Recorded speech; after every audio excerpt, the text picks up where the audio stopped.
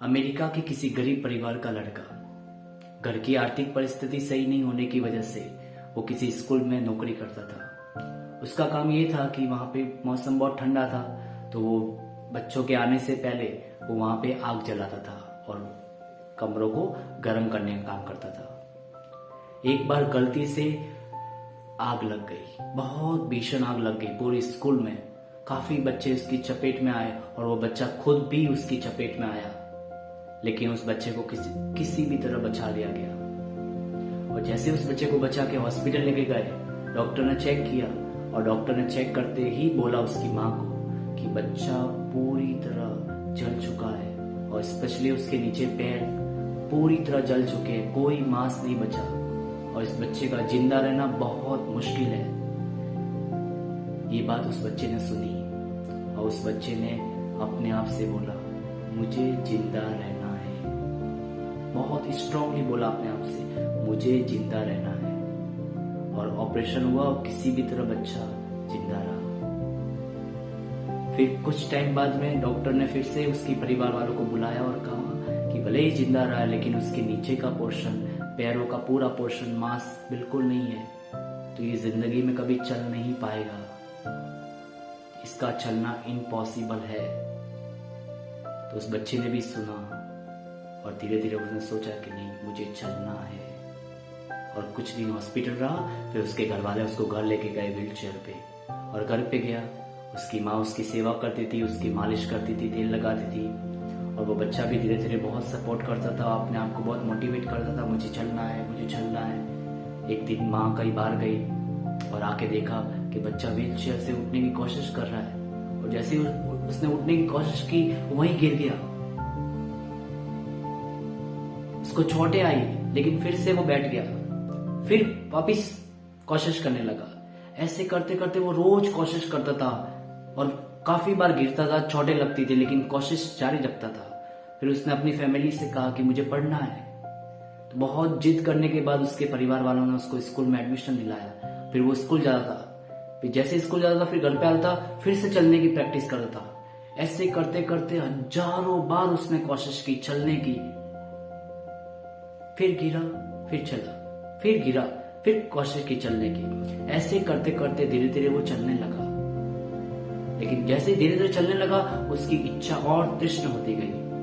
उसने कहा कि अभी मुझे चलना नहीं, मुझे दौड़ना है।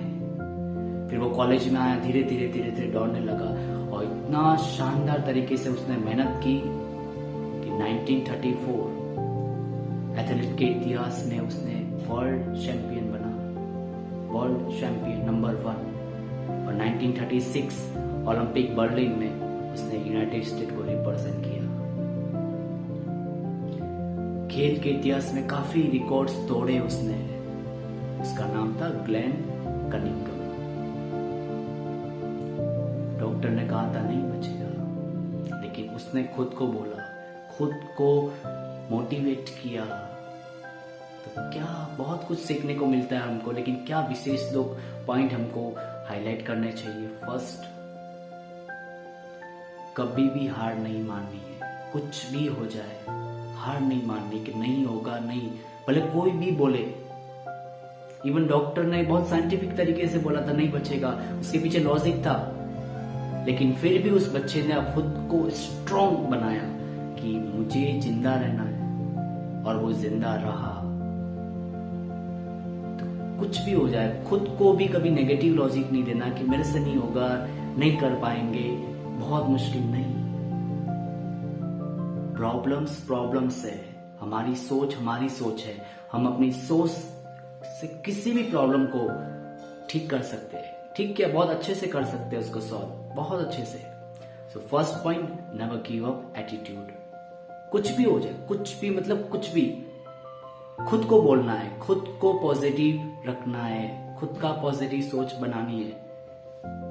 कुछ भी हो जाए, हमें गिव अप नहीं करना कि नहीं होगा, ऐसा कभी नहीं बोलना। Second point, dedication. एक बार ठान लिया कि करना है, मतलब करना है। फिर अपन अपने और सक्सेस के बीच में एक ही पॉइंट आता है। आजकल लोग ज्यादा इन्वॉल्व नहीं होते कि नहीं होगा, नहीं होगा। अब हम खुद ही अपना नॉन नेगेटिव लॉजिक होता है, वो ही ज्यादा इन्वॉल्व होता है कि कैसे होगा, बहुत मुश्किल है। फिर करते कुछ टाइम करते फिर वापस गिव अप कर देते हैं। तो अपने और सक्सेस के बीच में सिर्फ साइकोलॉजिकल बैरियर आते हैं और वो हम खुद ही क्रिएट करते हैं कि अच्छा ऐसे नहीं वैसे नहीं वैसे वैसे बहुत सारा चीज है। लेकिन विल पावर स्ट्रांग होना चाहिए, डिटर्मिनेशन बहुत स्ट्रांग, दृढ़ निश्चय कि करना है मतलब करना है। और जैसे ही वो डिटर्मिनेशन स्ट्रांग होगा कोई भी नहीं रोक सकता, कोई भी नहीं रोक सकता आपको। सो ये स्टोरी कभी ना हार मानने वाली स्टोरी है, हमको बहुत अच्छा मैसेज देती है। Thank you.